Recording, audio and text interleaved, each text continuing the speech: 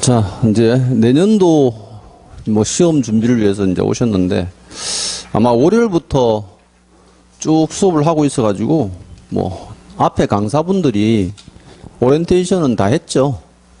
그냥 간단히 소개드리고 진도 나갈게요. 저는 2차 과목을 수업하는 이제 중개사법이라고 짧게는 중개사법인데 원래 과목이 이름은 길어요. 공인중개사 법령, 부동산 거래 신고에 관한 법령 및 중개 실무 이렇게 되어 있습니다.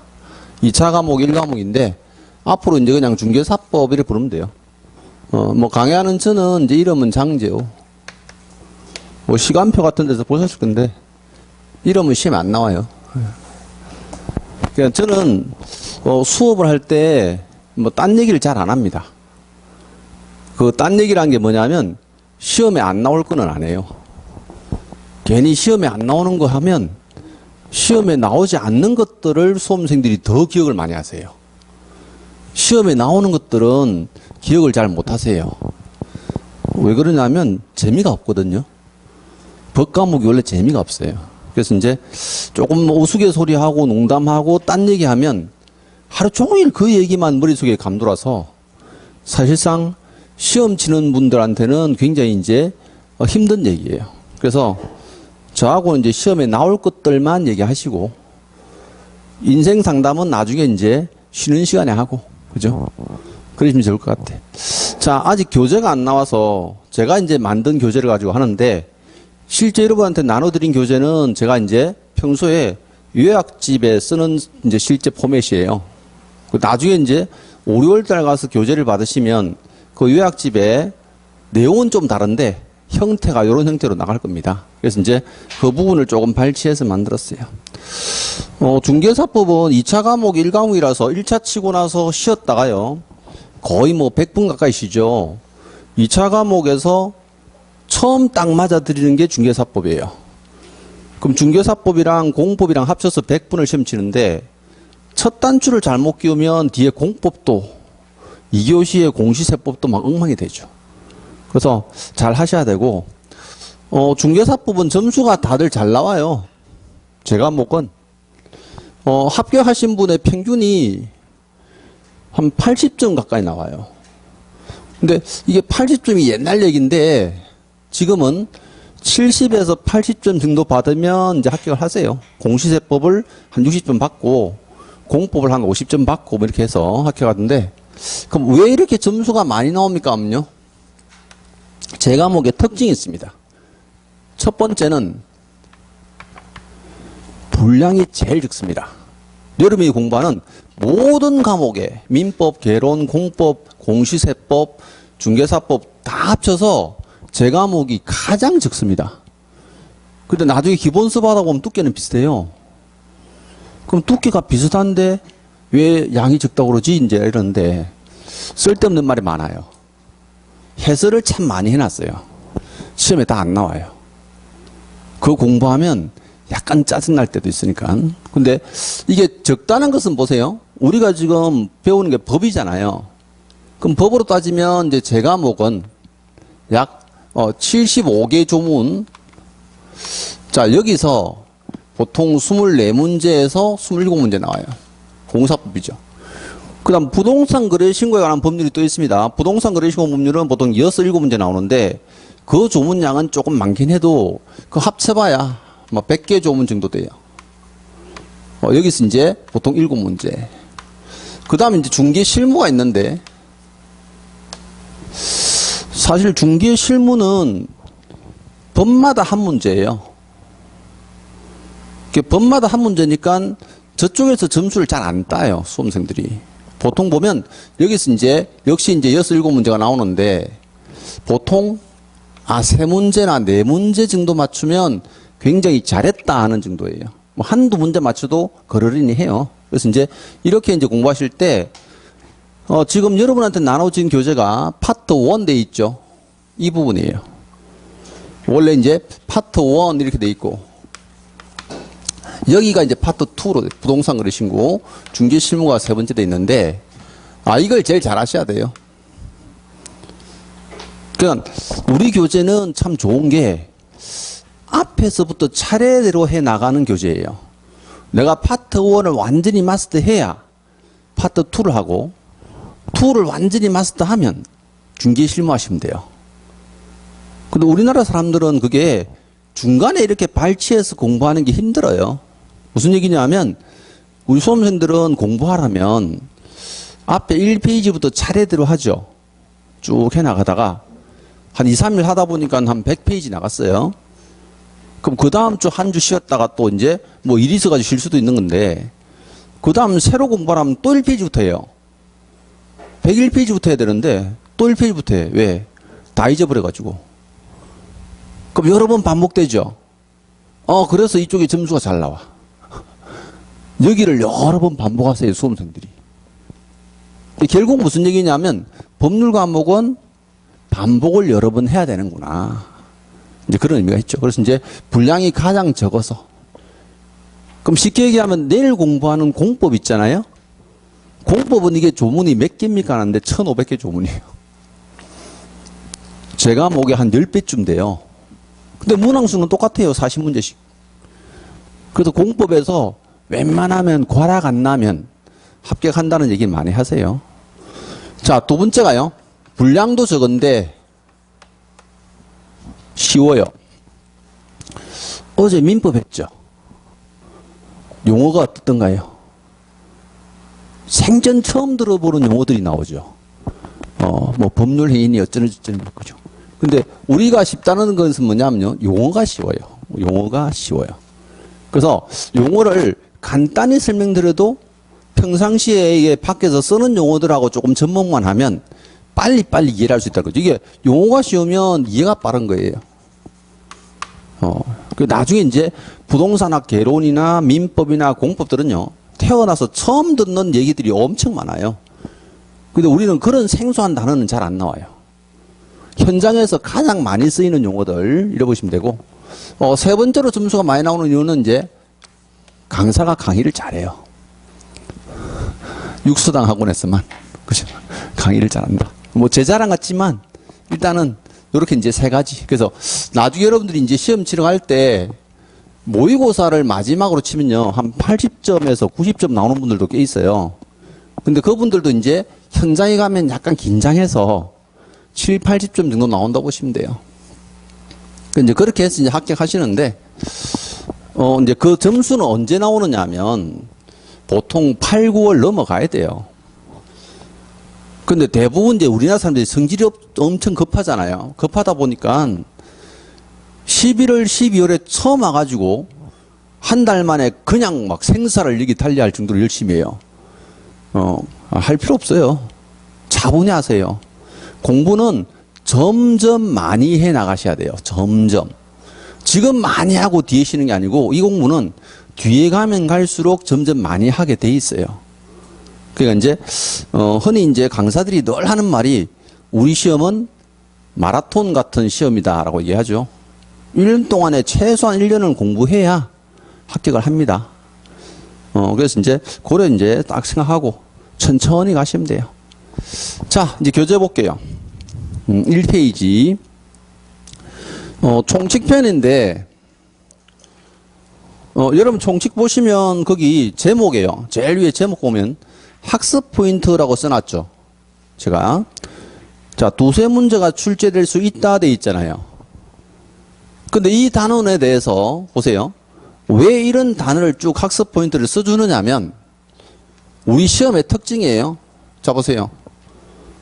여기에 이제 실제 점수가 있다. 100점. 그죠? 100%예요. 여기에 이제 실제 분량이 있어요. 예를 들어서 이제 기본서는 보통 한 500페이지 정도 됩니다. 평균이. 그럼 이렇게 이제 100%를 다 공부하면 만점 받겠죠. 어떤 출판사든지 기본서를 100% 완벽하게 이제 외우면요. 만점 받아요. 법령 과목에는 해석상 좀 차이가 있어도 내용은 다 똑같아요. 근데 우리 시험이 이제 어떻게 나오느냐 이거죠. 보세요. 내가 이제 공부를 차분히 하다 보니까 제 머릿속에 이만큼 담겼어요. 이게 이제 60% 정도가 담겨 있는데 이분이 시험을 치러 가요. 그 몇 점 나오느냐면요. 50점 나와요. 왜 그럴까요? 우리는 논문형이나 논술형이 아니죠. 주관식이 아니에요. 내가 아는 만큼 쓰는 게 아니에요. 그 문제가 어떻게 출제됩니까? 단원별로 출제해요. 그럼 이 단원에서, 그죠? 한 문제 내고, 이쪽 단원에서 세 문제 내고, 여기서 또 두 문제 내고, 이런단 말이에요. 그럼 원래 공부를 이렇게 단원별로 해야 점수가 잘 나오는데, 그럼 요 세 군데를 열심히 하신 분도 60%를 공부했어요. 여기는 아예 안 했어요. 그럼 이렇게 이제 60% 공부한 사람은 시험 치러 가면 몇 점 나옵니까? 하면요. 자, 67.5점이 나와요. 왜? 여기 나오는 거는 다 맞출 거 아니에요. 100% 맞춘단 말이죠. 왜? 100% 다 공부했으니까. 그럼 60%면 전체 40문제 중에서 24문제예요. 그럼 24문제는 다 맞췄어. 그럼 나머지 여기 16문제 있잖아요. 그럼 24문제를 다 맞추면 60점이죠? 16문제는 어떻게 해요? 한 번으로 다 밀어요. 우리 객관식이잖아. 그럼 16문제를 쫙 밀면 몇 개 맞출까요? 확률적으로. 나누기 5지 쓴다니까 3개잖아요? 근데 3개보다 훨씬 많이 맞춰요. 무조건 3개 이상은 맞춰요. 이게. 왜 그러냐면 우리는 지금 1번부터 5번까지 지문이 5개인데 개수가 똑같아요. 국가공인시험이라. 8개, 8개, 8개, 9개, 7개 이렇게 똑같아요. 만점 방지를 위해서 하나는 오차가 있어요. 쫙 전부 다 5개가 다 8개가 아니고 9개, 7개가 짜 하나 꼭 있어요. 그럼 여기서 보세요. 24개를 푼 사람이 100%다 맞췄는데 내가 푼 문제 중에서 제일 없는 숫자를 한 번으로 다 밀면 돼요. 그럼 무조건 3개 이상은 맞추게 돼 있어. 그럼 이러면 어때요? 67.5점인데 자, 이분하고 이분은 공부량이 똑같죠? 여기도 60% 공부했고 이쪽도 60% 공부한 거예요. 그럼 여러분들이 이제 처음 이 공부를 하시는데 발을 들일 때 조심할게요. 나는 무조건 다 해. 열심히 할 거야. 그럼 열심히 떨어져요. 이 6과목을요, 머릿속에 다 담을 수 있는 수험생이 거의 없어요. 1년 만에. 강사들도 2과목 엄청 힘들어요. 우린 2개 하기도 힘들다고. 이렇게 2과목을 하는 것도 힘들어요. 그래서 다들 1과목밖에 못 한단 말이에요. 근데 수험생이 6과목을 어떻게 다 담아요? 1년 만에 그것도 짧은 기간 안에. 못 담는다니까. 그러니까 지금부터 여러분들이 어떻게 선별해서 공부하냐가 합격의 지름길이에요. 나가서 합격생들한테 물어보세요. 어떤 특정 과목을 잘했다. 그럼 자기가 이제 민법을 나는 잘했어. 근데 민법 중에서 뭘 잘했냐 물어봐야 돼요. 민법을 다 잘할 수는 없어요. 강사만큼. 그럼 그 중에 내가 잘한 부분이 있다. 물권법을 나는 아주 잘했어. 나는 민특을 아주 잘했어. 그럼 그것 때문에 합격하는 거예요. 근데 그냥 두리뭉실하게 나는 부동산학 개론을 잘해. 그럼 어디가 지금 잘하느냐 물어보면 뭐 나 다 잘해. 시험 치면 내 50점이에요. 다 잘한다면서 내 50점이에요. 이 뜻은 아시겠죠? 제가 첫날 말고는 이 얘기를 안 해요. 왜? 뒤에는 진도를 나가기 바쁜 데다가요. 내가 뒤에 가서 이 얘기를 해도 잘 안 따라와요. 이 공부하시는 분들이 나이가 좀 있다 보니까 고집들이 세가지고 자기 방식대로 공부하세요. 그래서 이제 한 번만 딱 알려드리고 선택이죠. 여러분들이 그렇게 하고 싶으면 하시고 본인 방식대로 하고 싶으면 본인 방식대로 하시는 거예요. 일단은. 근데 제가 제 얘기를 듣고 이 방식을 고수해서 1년 동안 공부한 사람 치고 떨어진 사례를 거의 못 봤어요. 심지어 저도 이제 예전에 20년 전에 학원을 했는데 학원할 때 제 수험생들을 전부 이렇게 가르쳤어요. 공법 이것만 해라. 너 민법 이것만 해라. 심지어 막 수업 마치고 나면 오후에 모아놓고 과외도 하고 막 했는데, 그때 참여한 사람은 100%다 합격식 썼어요. 그만큼 이제, 얼마나 공부를 하느냐가 중요한 게 아니고, 어떻게 공부하느냐가 가장 중요합니다. 이 시험은. 하루에 4시간, 5시간, 심지어 하루에 10시간씩 공부하는 사람 떨어진단 말이에요. 왜냐하면 무모하게 공부하기 때문에요. 왜? 사람은 망각의 동물이라 일주일 전에 공부한 거 다 까먹어요. 근데 그걸 줄여서 짧은 기간 안에 계속 반복하잖아요. 양이 많으면 이게 반복이 잘 안 돼요. 줄여서 반복을 여러 번 하면 이게 머릿속에 오래 가요. 암기도 잘 되고, 뭐 이미 이해는 한 거고, 강사들은 이해를 시키려고 강의하는 거죠. 암기는 여러 번 못 쉬고.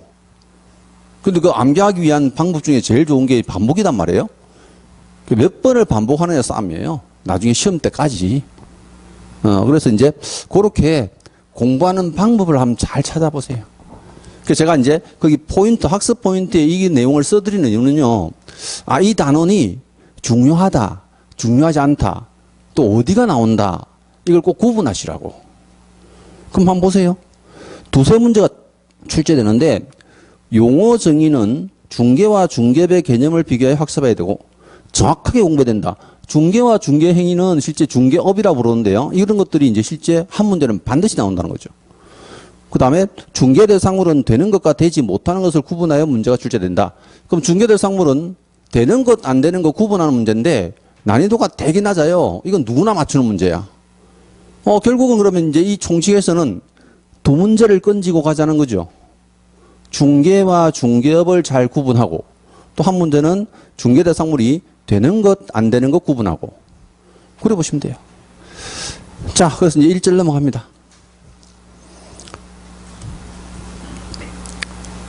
자료가 없으면, 네. 사무실에 좀 갔다 오세요. 자, 1절 보면 공사 법령의 구성과 목적돼 있는데 1절은 시험에 안 나와요. 근데 왜 여기 교재에 실려 있습니까? 하면요.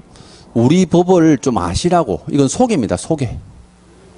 그러면 공인중개사법에 구성과 목적돼 있는데 보세요. 이 구성이라는 것은 뭐냐면요. 생긴 모양이에요. 그럼 사람도 왜 외형이 있고 내면이 있잖아요. 법도 그렇다는 거죠. 그러면 왜 제과목을 법령이라고 부릅니까 하는 건데요. 우리가 알고 있는 법이라고 하는 법률이 있습니다. 법률. 우리 법은 어디서 만들어요? 상식적으로. 국회에서 만들죠. 사실은 국민들이 만드는 거죠. 국민을 대표하는 국회의원들이 만드는 거 보이지만요. 원래는 우리나라의 5천만 민족이 다 모여서 만드는 게 법이에요. 그럼 법이란 것은 약속이잖아요. 우리 이런 걸 지키자. 음주운전하면 절대 안 된다. 도로교통법 만들었잖아요. 그 법은 원래 국민들이 만드는 거예요. 근데 국민들이 이 법을 잘 시행하고 있는지 없는지, 또 시행하려면 어떻게 해야 되는지 그 조직에서 명령을 내리는 사람이 있죠. 이제 법을 시행하기 위해서 내리는 명령이니까 이게 시행령이라 하는데요. 그럼 시행령은 누가 만듭니까? 그럼 조직의 대표가 누구예요? 우리 국민들의 대표. 대통령이죠. 그럼 대통령령. 대통령이 명령을 하더랍니다. 이 법은 이렇게 지켜라. 안 그러면 처벌한다. 이렇게 됐어요. 근데 대통령도 모든 법률을 다 할 수는 없잖아요. 그래서 이제 이 시행령을 시행하기 위해서 위임된 상이 있는데요. 이걸 시행규칙이라고 표현해요. 그럼 시행규칙은 누가 만듭니까? 근데 대통령의 아랫사람 조직이죠. 누구야? 장관. 근데 우리 중개사법은 이게 국토교통부가 같은 부서거든요. 그럼 국토교통부에서 명령을 내린다. 짧게는 부령이라고도 표현해요. 법이 이렇게 생겼어요. 그럼 법은 왜 이렇게 3단계로 나눴습니까? 하면요. 이게 개정을 잘 하려고 하는 거예요. 그 보세요. 법을 바꾸려면 국회의원들이 모여야 돼요.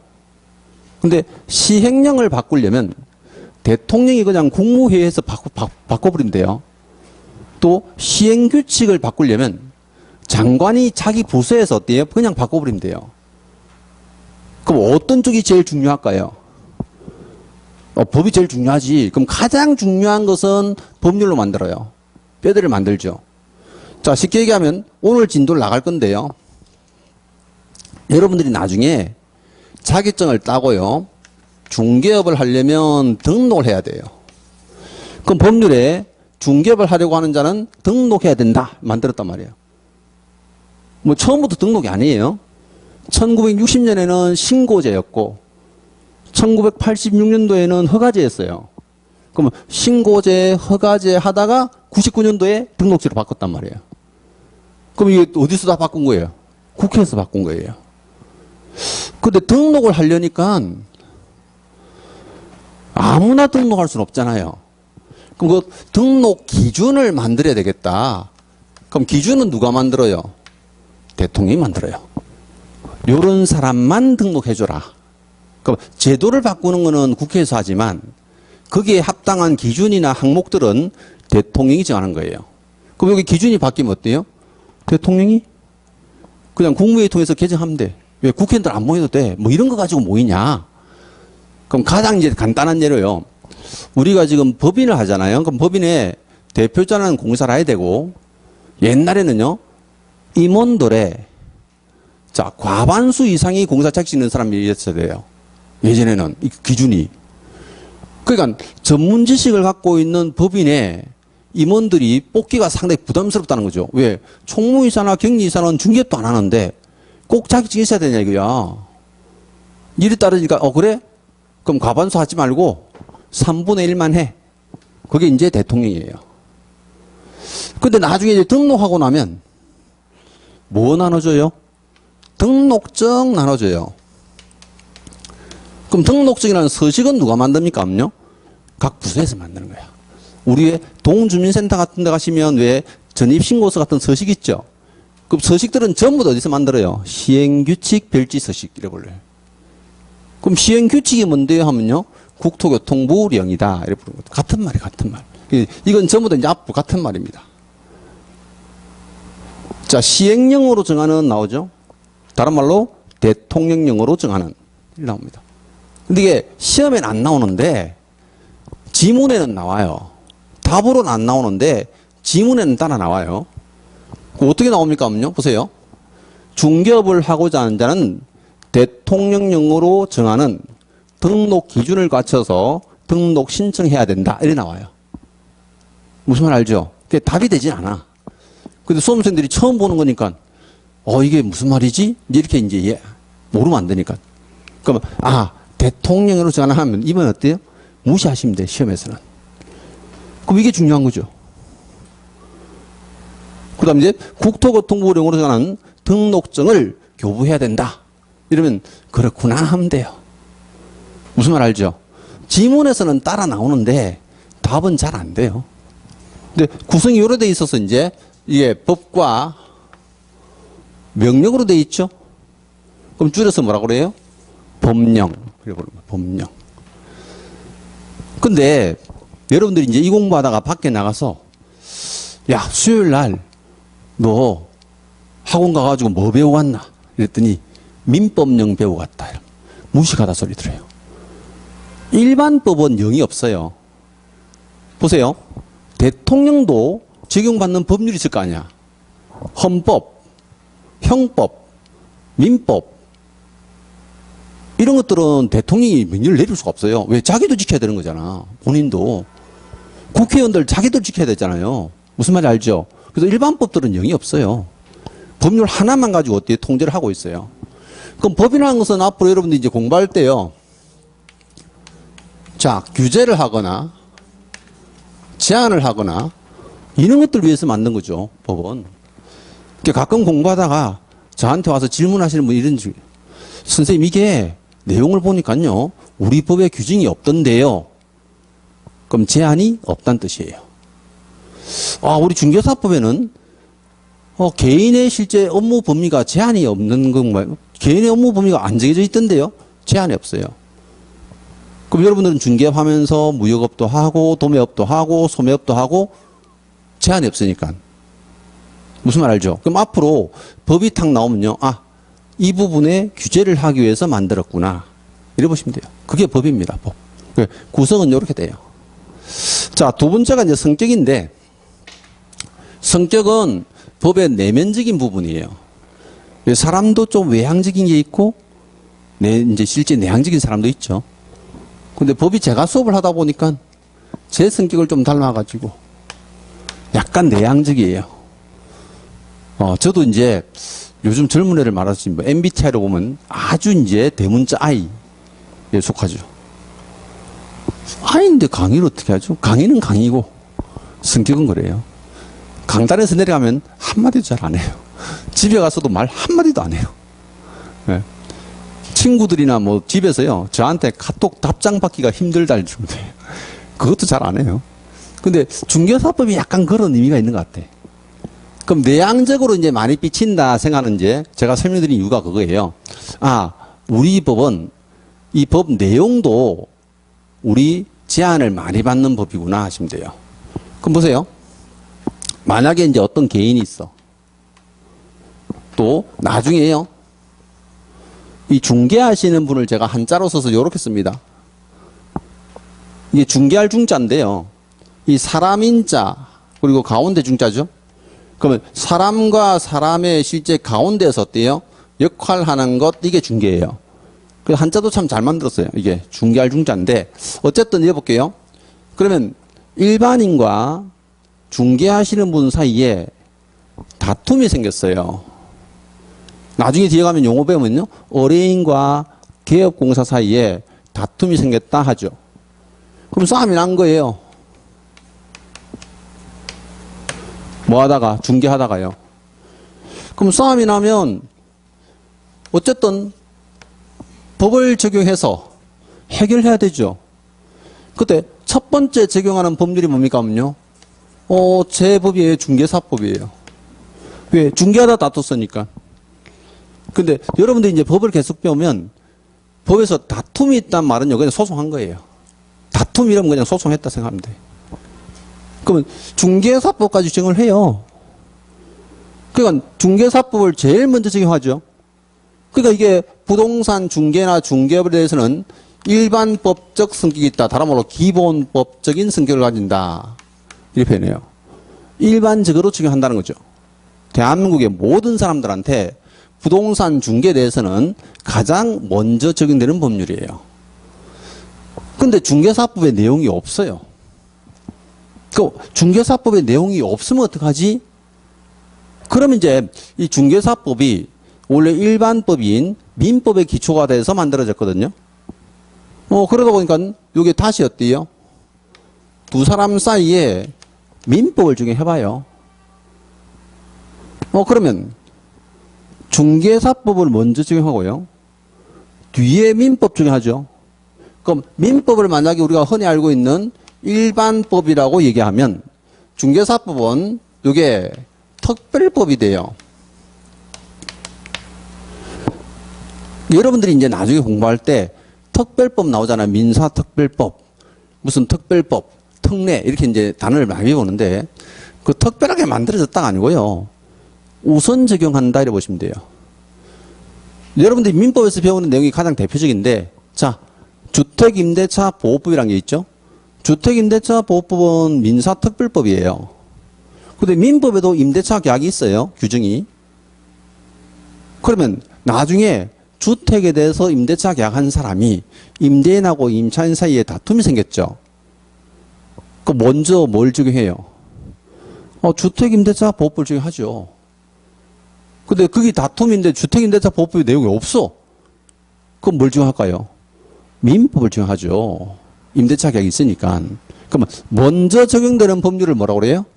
특별법. 뒤에 적용되는 법률을 일반법. 그게 두 번째 성격이에요. 우리는 민법에 대해서는 특별법이다. 그래서 우선 적용되는 거 말하고, 그죠? 중개에 대해서는 민법이 일반법이다. 이렇게 보시면 돼요. 그래서 이제 이렇게 두 가지 성격 갖고 있는데, 자, 내용을 볼게요.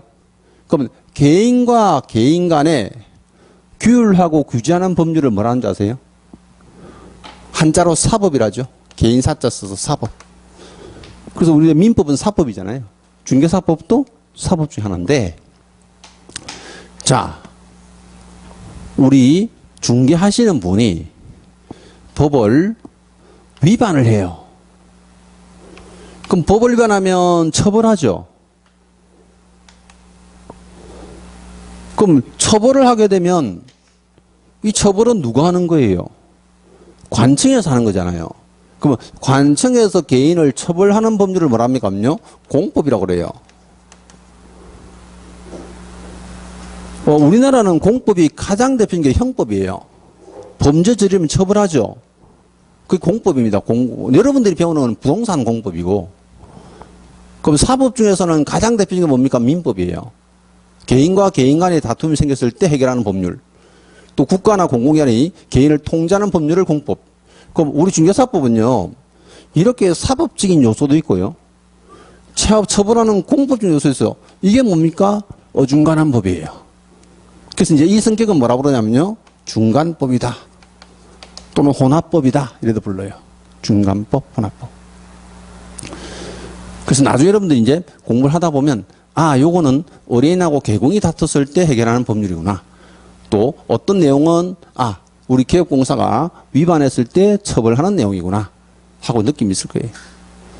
자, 마지막으로 이제 우리 법은요, 국내에 있는 부동산만 적용해요. 국내법입니다. 근데 이런 건 얘기 안 해도 여러분들이 쉽게 알 수 있는 게 보세요. 한국에서 내가 공사 자격증 땄어.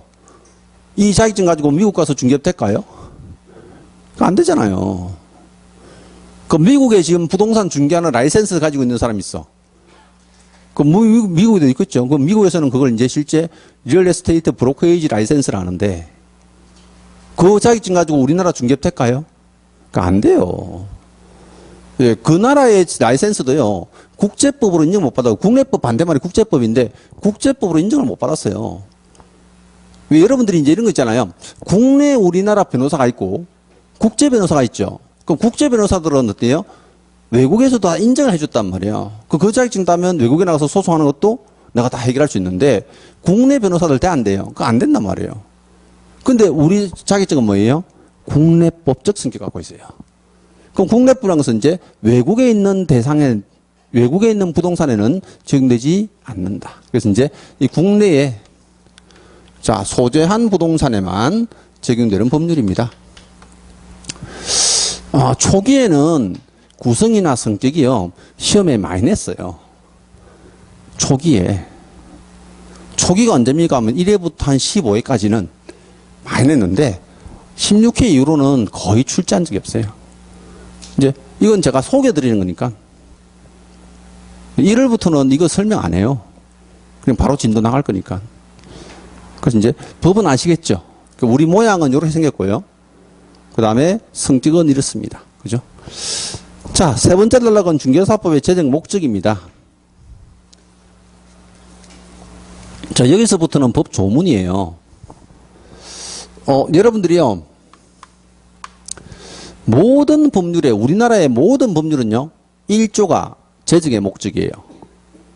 그 목적이 뭡니까? 하면요, 자, 이 법을 만든 이유입니다. 이유.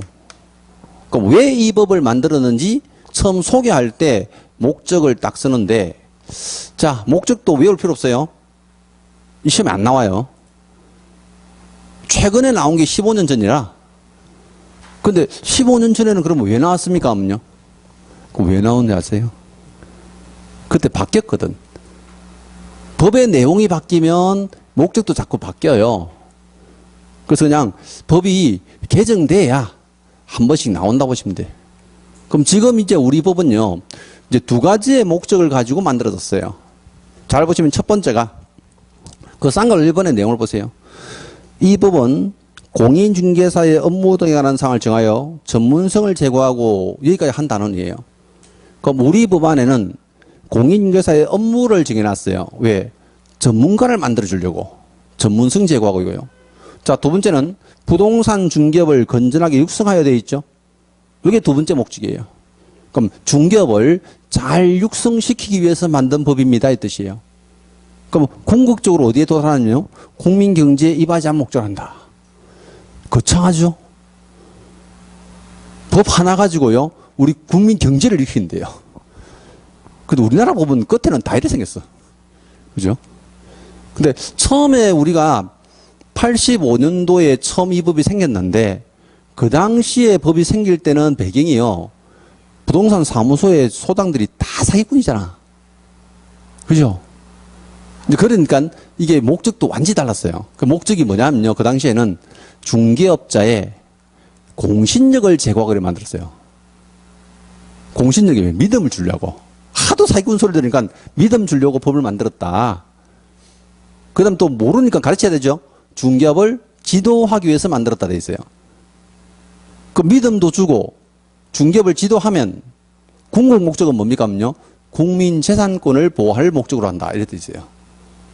처음 만들 때는 그런 목적이었어요. 왜? 하도 전세 사기도 많이 당하고 막 요즘도 그렇지만 사기꾼들이 판을 치니까 국민들이 재산을 다 손해보잖아요.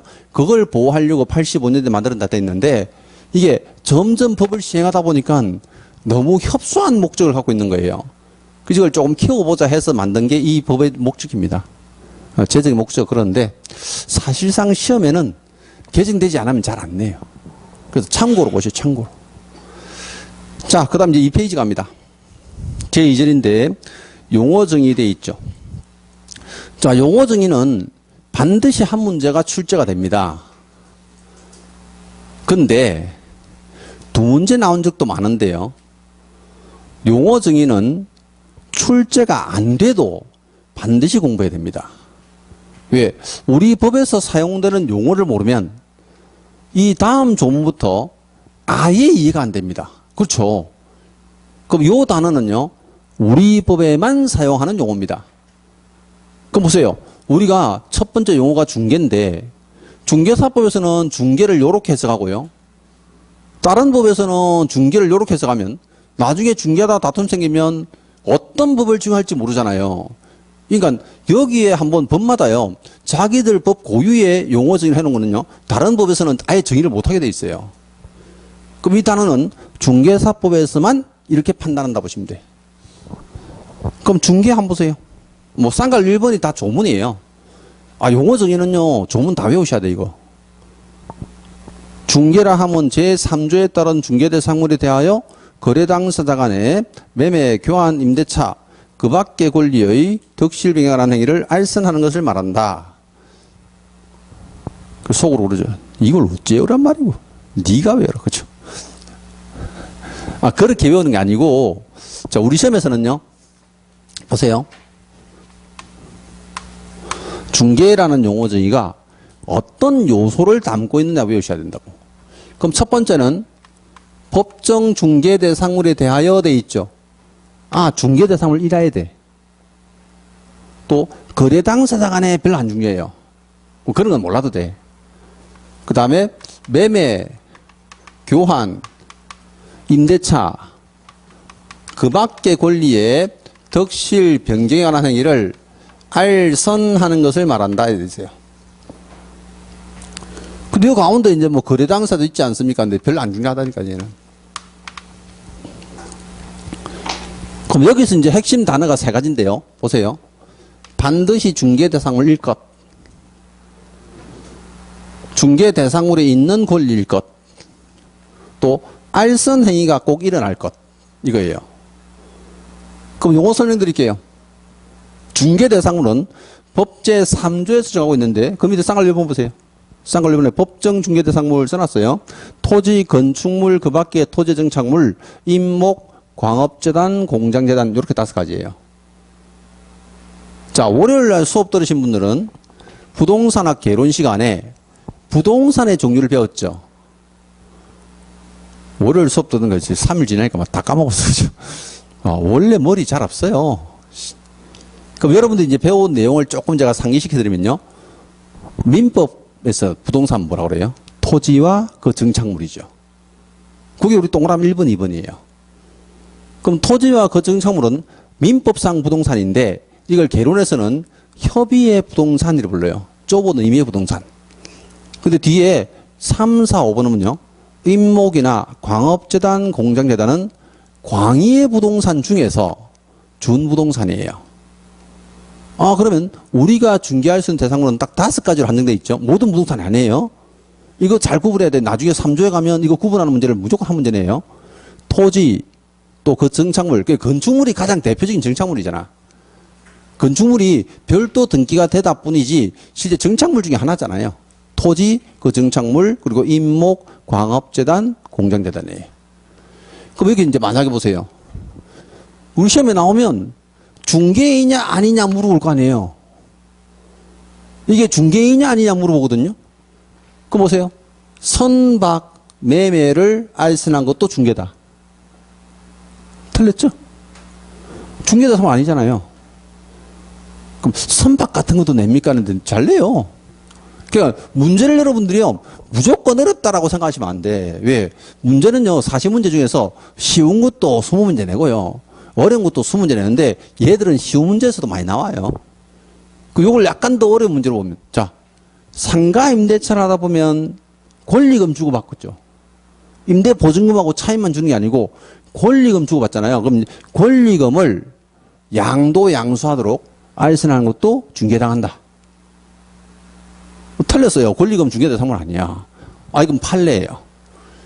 그럼 나중에 여러분들이 이제 법률 외에 판례 내용도 잘 숙지해야 되는데 오늘 이 교재 입문서에는 판례가 없어요. 나중에 이제 기본서에 가면 저하고 1일달부터는 판례 내용을 쭉 배우실 텐데요. 지금은 이 용어를 얼마나 잘 이해하느냐 중요하죠. 그럼 보세요. 자, 요거를 조금 더 이제 알기 쉽게. 우리 수험생들 또 그림 그리면 좋아해. 중개대상물이에요. 건축물이죠. 거래 당사자는요. 거래하는 두 사람 말하죠. 그럼 거래 당사자 하면 매매 같은 뭐예요? 매도인과 매수인. 임대차 같으면 임대인과 임차인입니다.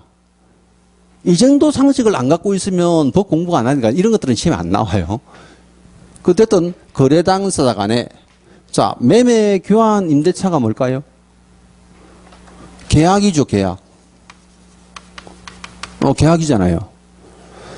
자 여러분들이 이제 민법 시간에 계약법을 배워요. 민법이라는 법률에는요.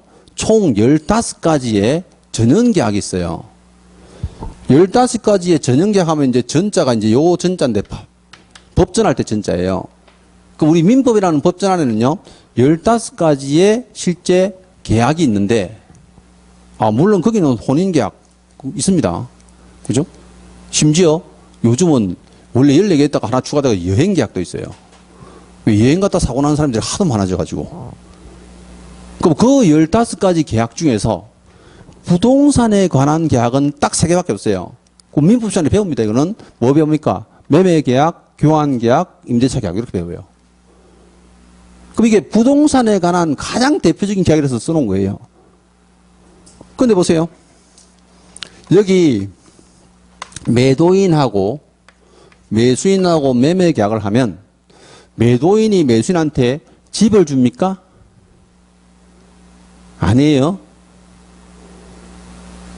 매도인하고 매수인하고 전세 계약을 하면 집을 갖다 줍니까? 그 아니죠?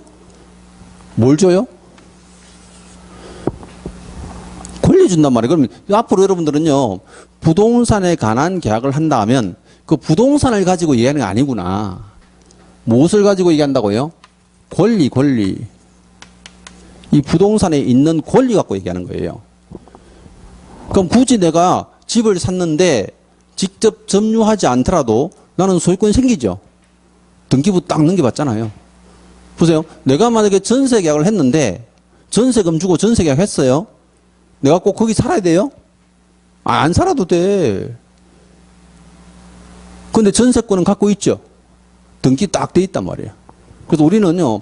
부동산에 관한 계약은 부동산의 권리를 가지고 계약한다고 보시면 돼요. 그럼 여기서 매매 계약하니까 소유권이죠. 그럼 보세요. 이 사람은 권리를 잃는 사람이죠. 실하는 사람이라고. 이 사람은 얻는 사람이죠. 득하는 사람. 그래서 여기 보면 매매 교환 임대차 그 밖의 권리의 득실 변경되어 있단 말이에요. 변경이니까 자 매도인이 매수인한테 권리를 줬네요. 무엇을 통해서? 계약을 통해서. 이때 이제 가운데서 알선하는 사람이 뭐예요? 중개다라고 부르는 거예요. 그럼 알선은 무슨 뜻입니까? 하면요. 이게 한자 용어인데 조력하는 것, 보조하는 것, 이게 한글로 바꾸면 이제 도와주는 것 이래 불러요. 이런 표현들이 나중에 이제 시험에서 다 나올 거예요. 그럼 두 사람이 부동산에 관한 계약이 체결되도록 도와주는 역할이 뭐다? 중개다 이거예요. 이해됐죠? 그럼 틀린 걸, 자, 틀린 것. 최근에 나온 기출문제 지문. 거래 당사자가 교환 계약을 하는 것은 중개에 해당한다. X예요. 거래 당사자가 교환 계약을 하면 그거랑 당사자끼리 계약한 거잖아요. 거래 당사자가 교환하는 계약을 뭘 해야 돼? 알선해야 중개지. 빼고 냈단 말이야. 지금 무슨 말인지 알죠? 여러분들이 이제 용어 정의는 나오면요. 조문에 있는 항목을 무조건 아셔야 돼요. 이게 조문대로 막 달달 외울 필요는 없는데 여기 핵심 단어를 잘 알고 요거 뺐는지 바꿨는지 이걸 알아야 문제 맞춘단 말이에요. 자, 중개는 이런 내용인데 권리 부분은 제가 따로 설명 안 드릴 거예요. 왜? 나중에 이제 민법 시간에 물권법이라는 과목 있죠. 어차피 이제 부동산에 관한 권리가 이제 일단 물건이 있고 채권이 있는데 채권은 임대차밖에 안 나오는데 어쨌든 권리 부분은 민법을 다 배우면 저절로 알게 돼요. 저절로. 또 제가 권리 부분 이거 설명하다 보면 막 몇 시간 걸려요. 왜? 민법 시간에 이거 몇 시간 하는 거거든. 근데 처음 공부하시니까 부동산에 관한 권리구나 생각하시면 돼요. 부동산에 관한 권리. 자, 두 번째 용어주기 볼게요. 두 번째 용어주기.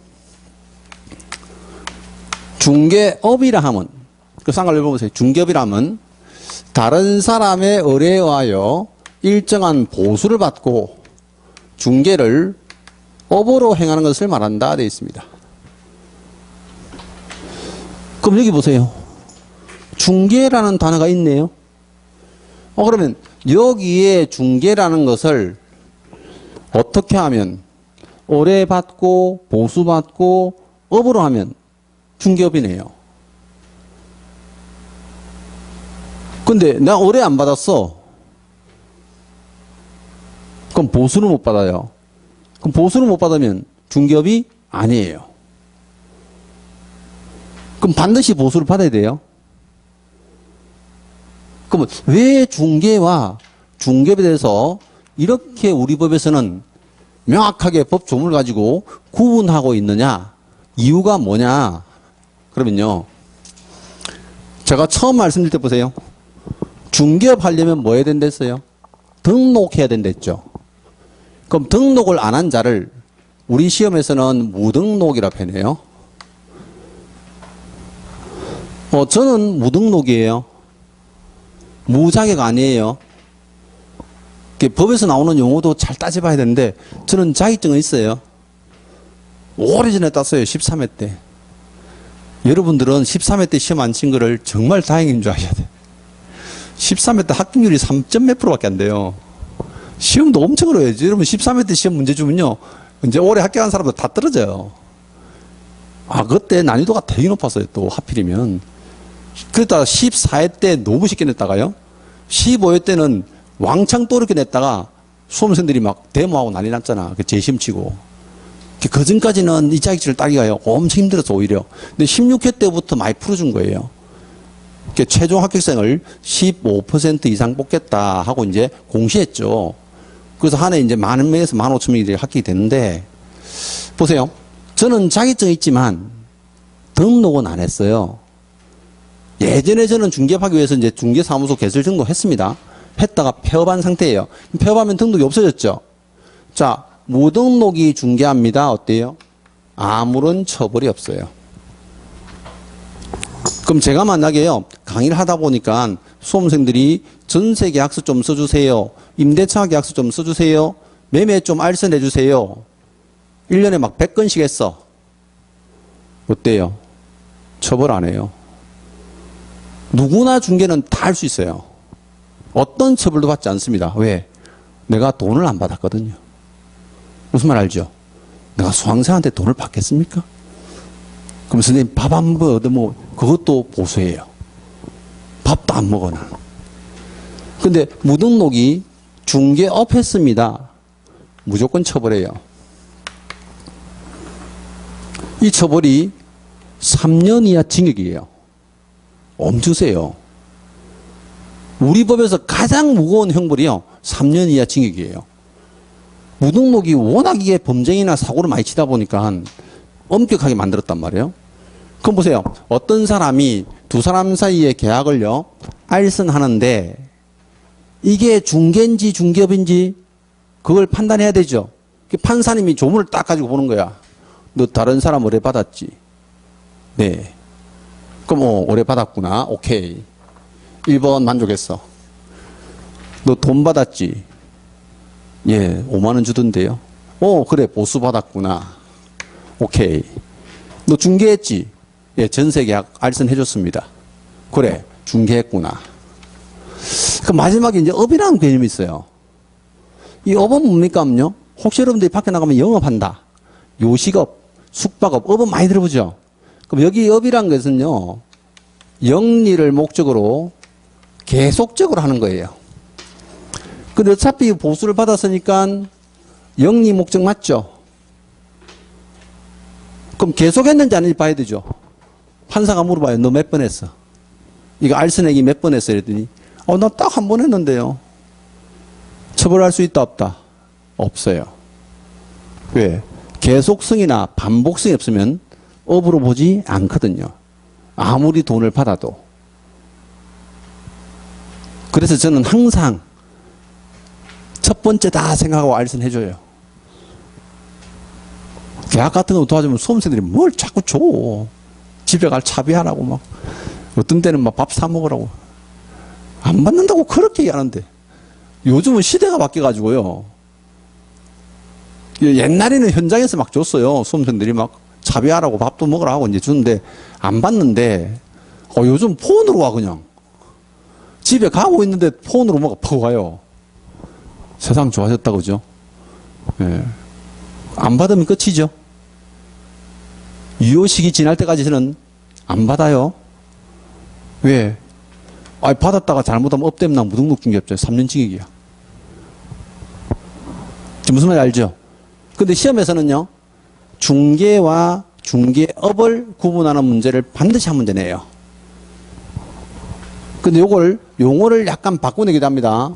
자, 중개를 다른 말로 하면 뭐랍니까?요? 나중에 뒤에 법제 30조에 가면 이걸 중개행위다라고 부르고요. 중개행위. 자, 법제 14조에 가면 이걸 중개업무다라고도 표현해요. 전부 같은 말이에요. 그럼 중개했다, 중개행위를 했다, 중개업무를 했다. 같은 용어로 보시면 돼요, 이거는. 구분되죠? 자, 구분되시면 돼요. 자, 첫 번째 용어 정의는 여기까지 하고요. 10분 쉬었다가 이제 다음 가죠.